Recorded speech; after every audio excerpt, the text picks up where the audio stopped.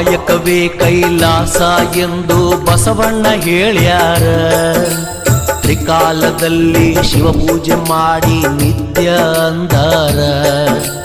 ಭಕ್ತ ವತ್ಸಲ ಭಗವಂತ ಮೈ ತುಂಬ ಭಸ್ಮ ಹಚ್ಚಕೊಂಡ, ಆಯಾ ಕಾಲಕ್ಕ ಹುಟ್ಟಿ ಬರ್ತಾನ ಹೊಸ ರೂಪ ಹೊತ್ತುಕೊಂಡ.